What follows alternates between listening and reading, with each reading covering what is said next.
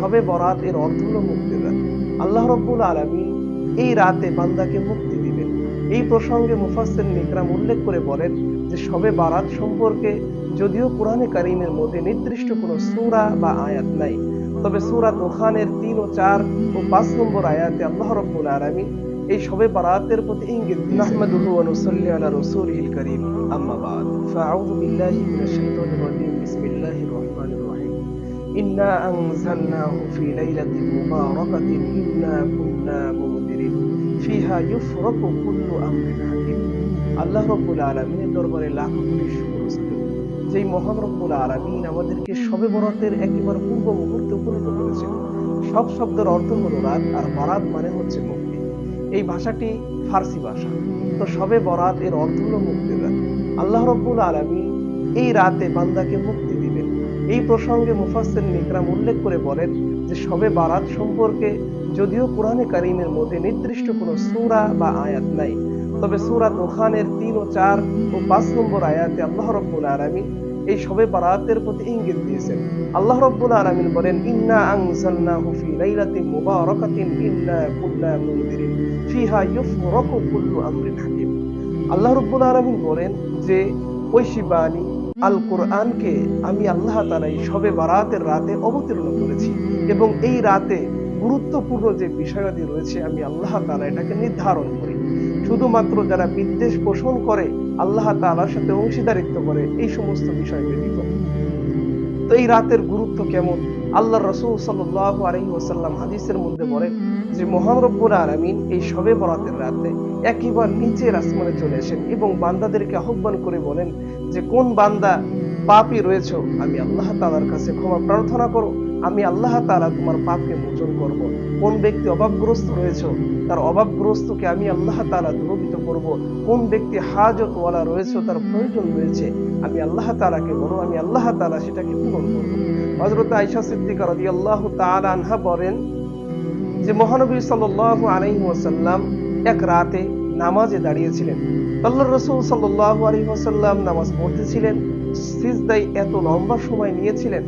হযরত আয়েশা সিদ্দিকা রাদিয়াল্লাহু তাআলা আনহা মনে করেছেন নবীজি মনে হয় মৃত্যুবরণ করছে।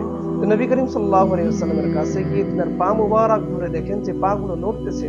আয়েশা সিদ্দিকা রাদিয়াল্লাহু তাআলা আনহা বলেন যে আমার ধারণা হলো যে নবীজি এখনো জীবিত রয়েছে। নবী করিম সাল্লাল্লাহু আলাইহি ওয়াসাল্লাম নামাজ শেষ করে বললেন যে আয়েশা, তুমি কি ধারণা করেছো যে আমি দুনিয়ার বুক থেকে বিদায় নিয়েছি? না, আমি দুনিয়ার বুক থেকে বিদায় নিই নাই। আমার নামাজটা এত দীর্ঘই ছিল যে আজকের রাতটা হচ্ছে শবে বরাতের রাত। আল্লাহ পাক রব্বুল আলামিন একেবারে নিচের আসমানে এসে বান্দাদেরকে আহ্বান করে বলেন যে কোন বান্দা রয়েছে অভাবগ্রস্ত, আমি আল্লাহ তাআলা তার অভাবকে দূরীভূত করব। এমন কোন ব্যক্তি রয়েছে ঋণগ্রস্ত, তার ঋণকে দূরীভূত করব। তো আল্লাহ তাআলা এমন ভাবে বান্দাদেরকে আহ্বান করবেন যার কারণে শুধুমাত্র আল্লাহ তাআলার সাথে যারা অংশীদারিত্ব করে, আল্লাহ তাআলার সাথে বিদ্বেষ পোষণ করে, আল্লাহ রাব্বুল আলামিন শুধু তাদেরকে ক্ষমা করেন না, এছাড়া বান্দার যত হাজত, যত প্রয়োজন এই রাতে আল্লাহ তাআলার কাছে বললে আল্লাহ তাআলা সেটাকে পূরণ করেন। লাইলাতুল শবে বরাত এমন একটি রাত, এই রাতে আল্লাহ তাআলা বান্দার তাকদীরকে নির্ধারণ করেন। তাকদীর দুই প্রকার, তাকদীরে মুকরাম, তাকদীরে মুআল্লাক। একটা হচ্ছে ঝুলন্ত তাকদীর, যেটা আল্লাহ তাআলা বান্দার দোয়ার মাধ্যমে পরিবর্তন করেন। আর একটা তাকদীর যেটা হচ্ছে আল্লাহ তাআলা যেভাবে ধারণ করেছেন এইভাবেই সেইগুলো থাকে। তো আল্লাহ রাব্বুল আলামিন আজকের রাতে আমাদের সকলের, আমরা যে একটা বছর কিভাবে চলাফেরা করব এবং সমস্ত কিছু আল্লাহ তাআলা এই রাতে বান্দার নির্ধারণ করবেন। প্রিয় ভাইরা, এই রাতে আমরা বেশি বেশি আল্লাহ তাআলার ইবাদত বন্দেগীর মধ্যে কাটাবো। আমরা যারা কোরআন তেলাওয়াত করতে পারি বেশি বেশি কোরআন তেলাওয়াত করব, নফল নামাজ পড়ব, আল্লাহ তাআলার কাছে কাকুতি মিনতি করব।